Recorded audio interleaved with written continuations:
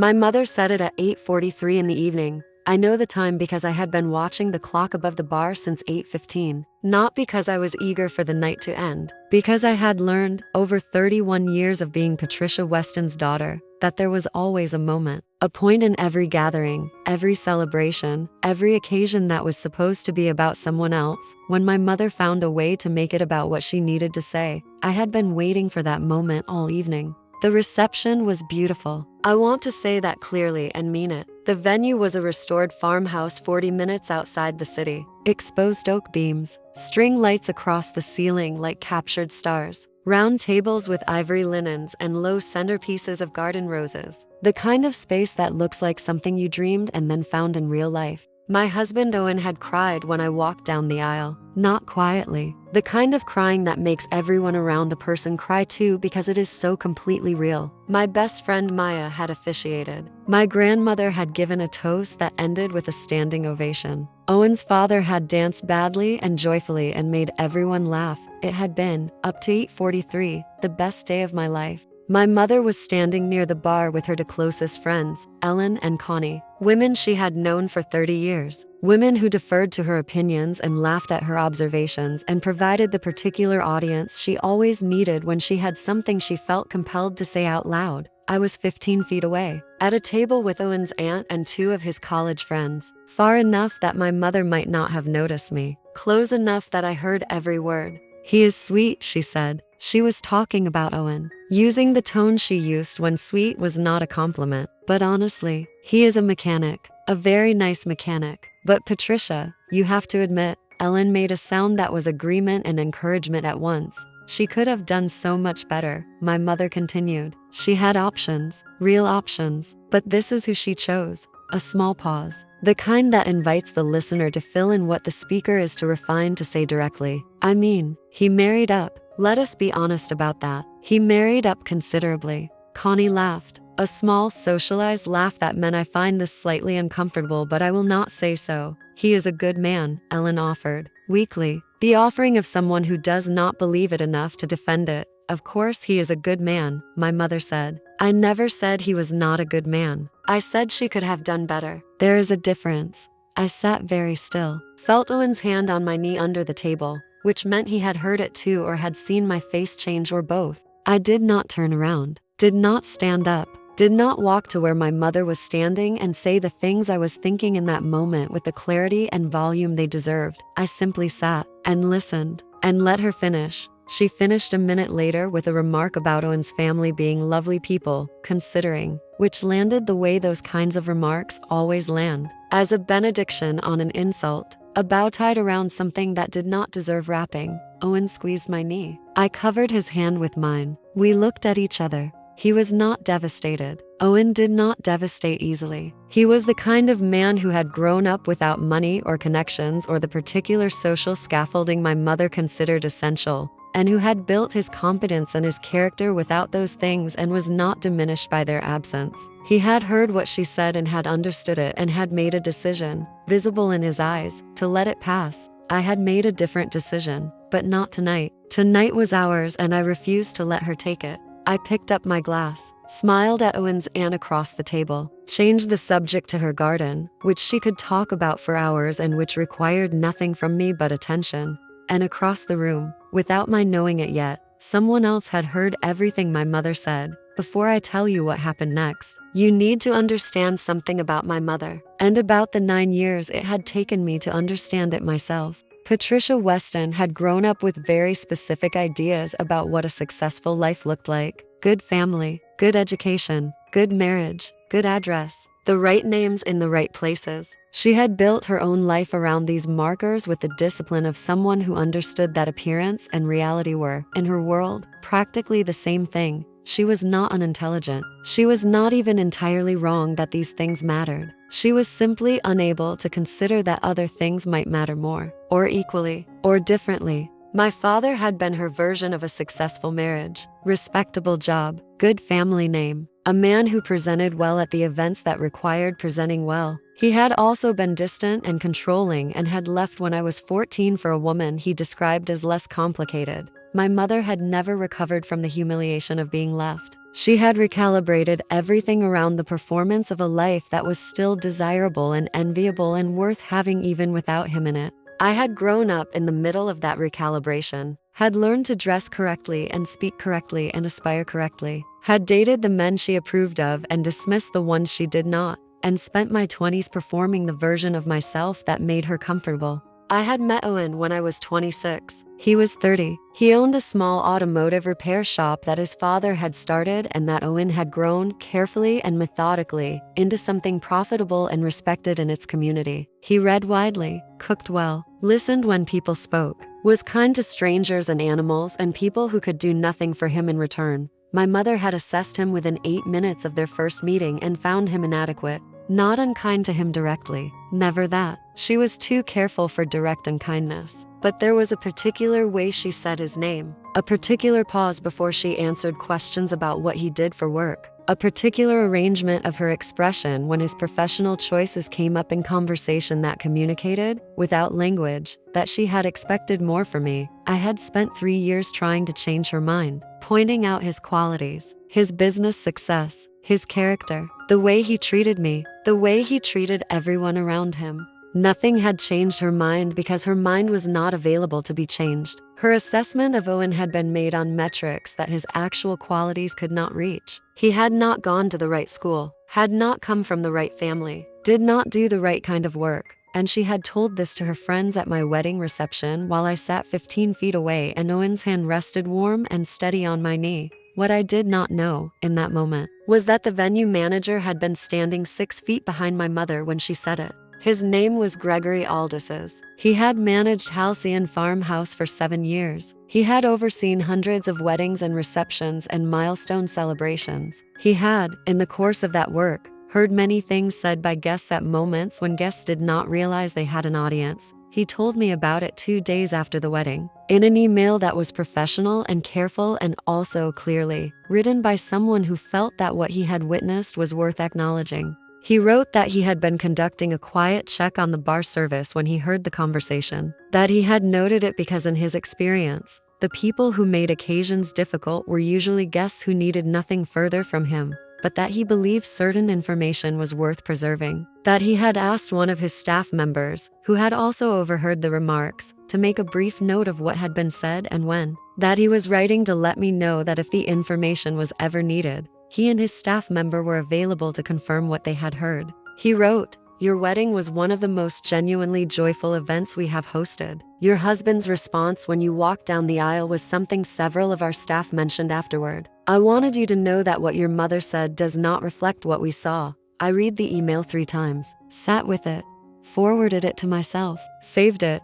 Then I showed it to Owen, who read it quietly and said, "He seems like a good person." He was right. Gregory Aldis's was a good person, and he had given me something I had not expected. Not a weapon, not ammunition, just the knowledge that what had happened had been witnessed, that it had been real and documented and acknowledged by someone outside my own memory. That mattered more than I could have predicted. I did not call my mother the day after the wedding, did not call her the week after, did not send a message or arrange a conversation or do any of the things I would have done in the years before I understood that some conversations only work when both people are capable of hearing what is being said. My mother was not capable of hearing what I needed to say. She had never been capable of it. I had spent 31 years trying to find the right words and the right moment and the right version of the truth that she would be able to accept. There was no such version. I understood that now. What I did instead was write a letter.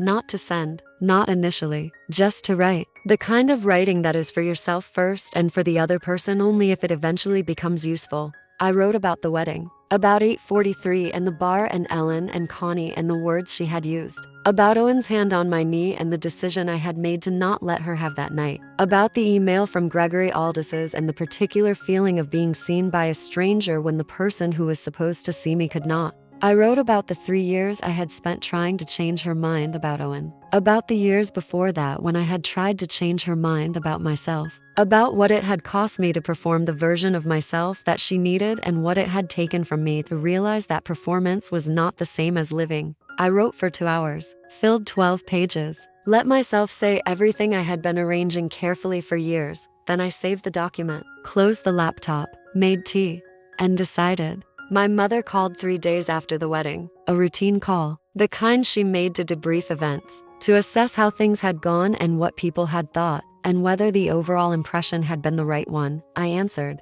We talked for 9 minutes. She said the venue was lovely, said the food was acceptable, said Owen's family had been pleasant enough, said my dress was beautiful, which was genuine because Patricia Weston had genuine opinions about clothing that existed independently of everything else. Near the end she said, I hope you are happy, sweetheart. That is all I have ever wanted for you.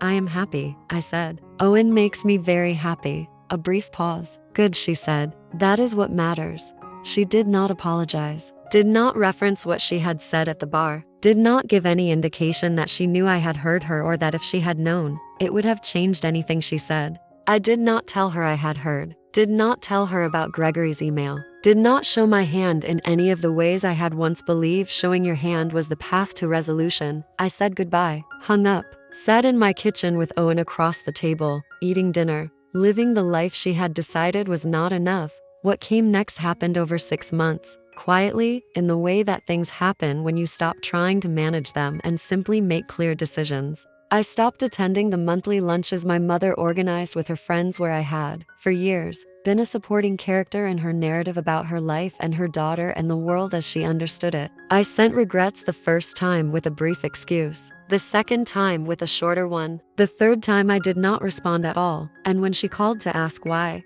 I said simply that I was building a life and the lunches did not fit into it anymore. She was hurt, said so, said she did not understand, said she had done nothing wrong. I know you believe that, I said. What does that mean? It means I heard what you said at the reception, about Owen, about him marrying up, about me being able to do better. The silence was long. Then, I was having a private conversation. You were having it 15 feet from where I was sitting, and you were having it in front of your friends on my wedding day. It was not meant to be unkind. I was being honest. You were being unkind while telling yourself you were being honest. Those are not the same thing. She started to respond. I let her start and then said quietly, I am not asking you to apologize. I am not asking for a conversation about whether you were right or wrong. I am telling you that I heard it, and that I have made some decisions about how I want to spend my time going forward, and that those decisions do not include events where I am treated as a supporting character in your version of a life you think I should have lived. She was quiet for a long time. You are punishing me.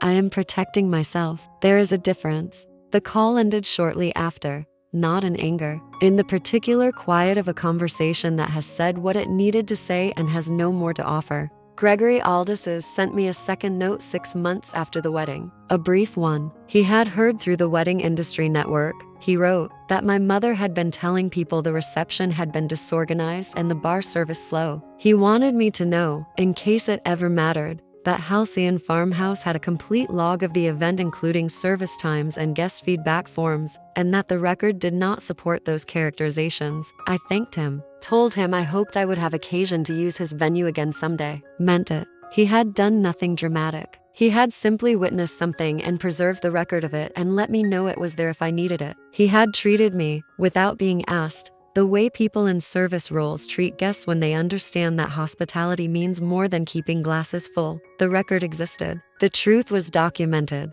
If my mother's version of events ever became something I needed to address publicly or professionally or legally, the evidence was there. It never became necessary, but knowing it existed changed something in me, made the ground feel more solid, confirmed that I was not misremembering or exaggerating or being, as I had been told my whole life, too sensitive. I had heard what I heard. Someone else had heard it too. It had happened exactly as I knew it had happened. Owen and I built our life, the one my mother had decided was not enough. He expanded the shop, hired 2 more mechanics, started a training program for young people from the neighborhood who needed skills and a clear path and someone willing to invest in them before they had proven anything to anyone. I continued my work as a landscape architect, took on projects that mattered to me, designed a community garden for a neighborhood association and a school courtyard and a small urban park that opened the following spring and had, at its dedication ceremony, 140 people gathered in a space I had made for them. Owen came to the dedication, stood beside me while the neighborhood association chair gave a speech about green space and community and the value of beautiful things in ordinary places. My mother was not there. She had not been invited. Some of Owen's family were. His parents and his sister and two of his cousins who had traveled 3 hours for the occasion. They clapped at the right moments and found me afterward and said things that were simple and genuine and required no performance in return. My mother and I spoke occasionally. Birthdays, a holiday call, the minimum maintenance of a relationship that had been redefined on terms I had set rather than inherited. She did not mention Owen's profession again in my presence, did not make the particular pause before his name, did not arrange her expression in the way that communicated inadequacy. Whether this was growth or simply caution, I did not know. I had stopped trying to determine the difference. She was who she was. I was who I was. The distance between us was not punishment. It was accuracy. My grandmother called me on a Sunday in October. She was 81 and sharp and had the particular candor of someone who had earned the right to say true things without softening them. She said, "Your mother told me she thinks you are angry with her." "I am not angry," I said. "I am clear." A pause. Then my grandmother laughed. A real one. The kind she had. "Good," she said. "Clear is better. Anger costs you. Clear just tells you where you stand." I wrote that down afterward, taped it above my desk where I drew the plans for other people's gardens. Clear is better. Anger costs you. Clear just tells you where you stand. I was 33 now. 2 years past the wedding. 2 years past 8. 43. And the bar. And the word up. Used as a weapon wrapped in the language of honesty.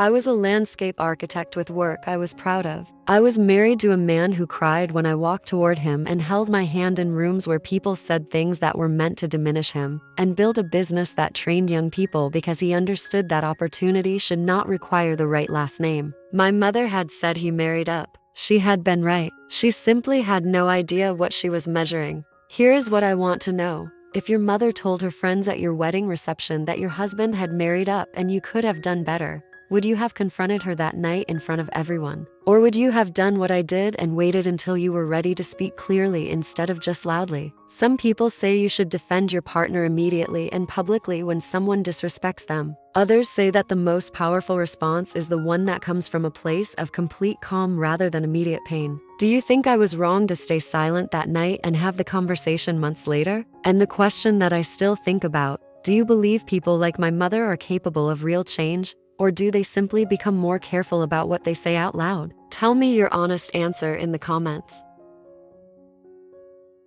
If you believe people should face the consequences of their actions, hit subscribe. I have got more stories of justice that will blow your mind.